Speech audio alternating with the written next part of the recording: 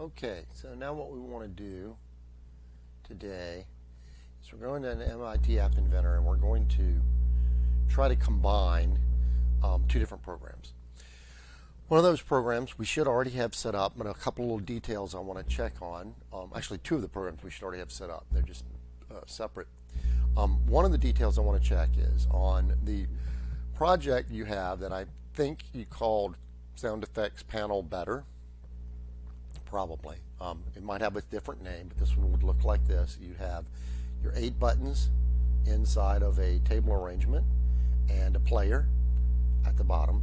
The buttons, the names of them are irrelevant, and actually what we're going to do here is we're even going to make it so that the text that you put in them, which, let's see, where do I have even the text for? Oh wait, let me click on one of the buttons.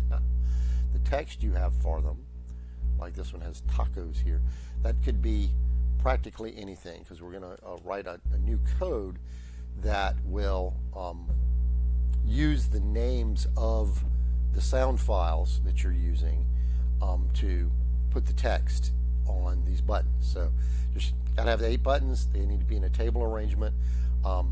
I was making them, let's see, a height of 20% each. You can take that down to 15% if you want.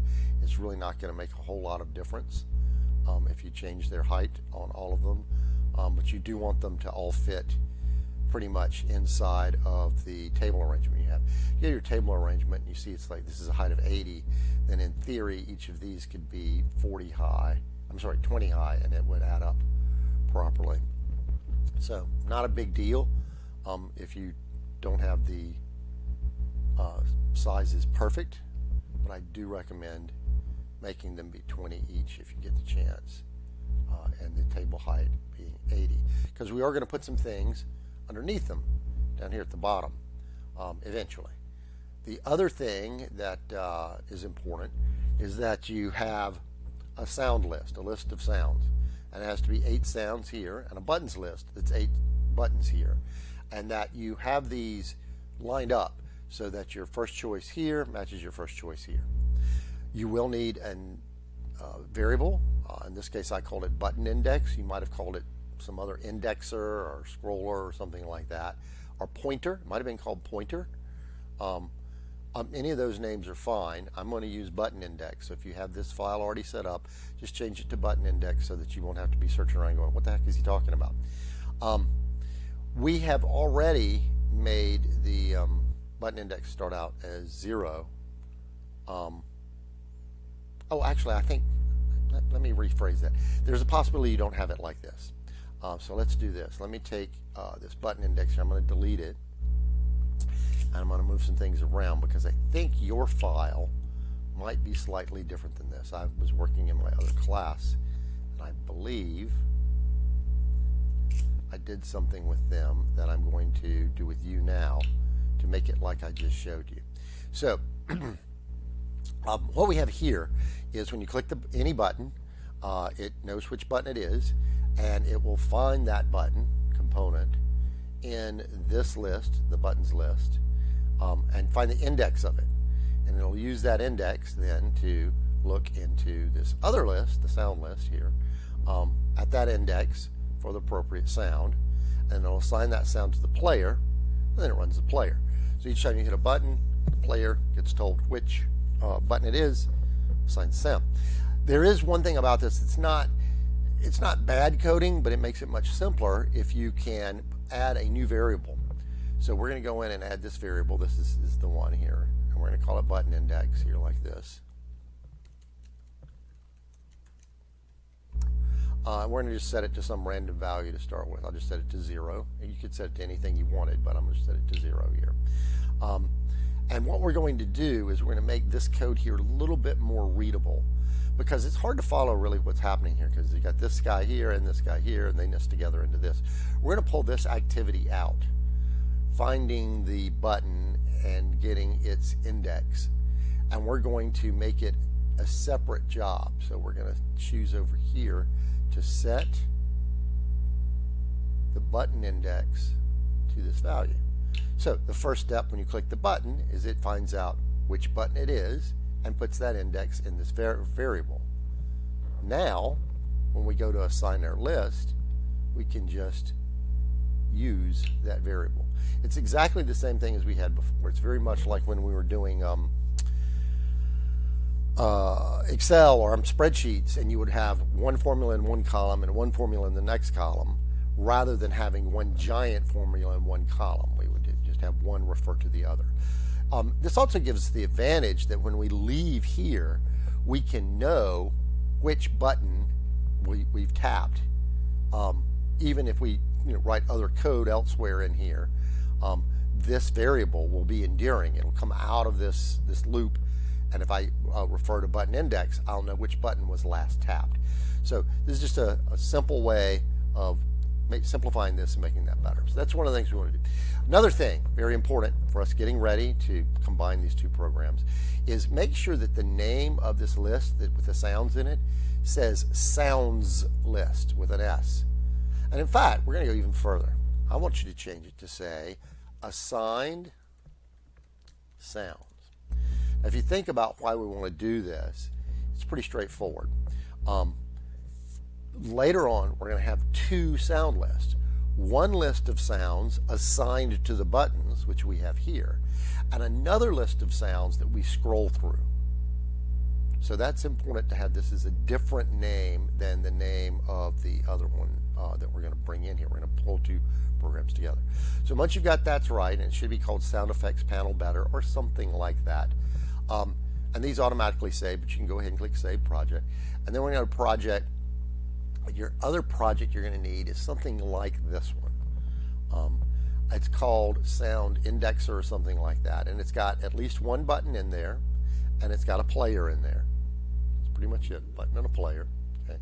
It's got some sounds in here.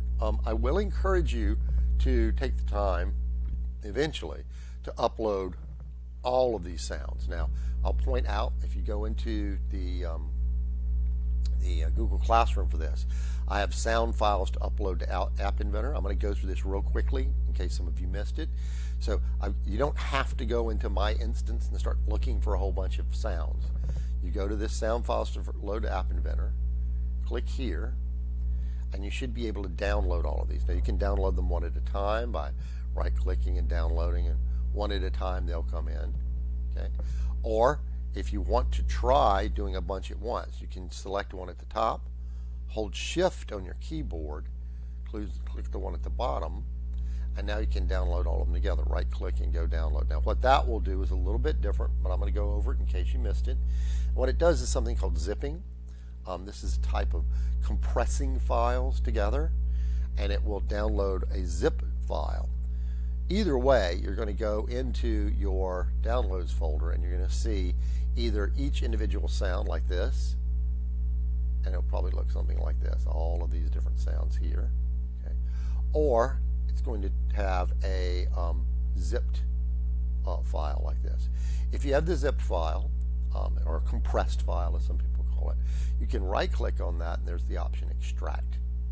And what that does is it will expand those into separate ones inside of a folder. I would recommend, if you're doing this, to go here and take everything up to the download slash thing here and type in sounds for Inventor or something like that. Give it a name that's descriptive. Also pay attention, this is going to my downloads file right now. If you want to put it somewhere else, you can browse to somewhere else. You can type it in here. We're going to put it in the Sounds for Inventor file. It does have show extracted files when complete, which is nice because it'll open that exact folder and they'll be there. And then you click extract, and you'll notice it opened a new folder. This folder is in downloads, and it's called Sounds for Inventor. If I close that window, you can see here in my downloads file where we had the zipped file, we now have a folder called Sounds for Inventor. You go in there, and there are these sounds. So, in the future, I might have some other files that I want to give to you in this way that you'll just download to your computer from Drive. And so, if you have a whole bunch together, you might want to download them as compressed files. So make sure you've got those. Go back into Inventor here, and then over here under your media, you may want to open or upload many of them. I'll just do one real quick and show you how you then add it to your thing. So you choose the file, go into your Sounds for Inventor file, and you click one of them and click open. Oh, that one was already in there. I'm sorry, that baby cry. I see it's already in there, so let me choose a different one. Let's do this one, is groan, and open that and say okay. And now you see it just adds another one down here. And to make it be part of this program, literally all you have to do here is take your list here, let's move it up a smidge, click the blue guy, and add this item in here. So now you got a 4 spot there. Then you can also duplicate this guy. Control C, Control V works as well, and make this an additional sound here. And so now when you play with this, what it'll do is it'll cycle through all 4 sounds instead of just 3. The way it's set up, it does that.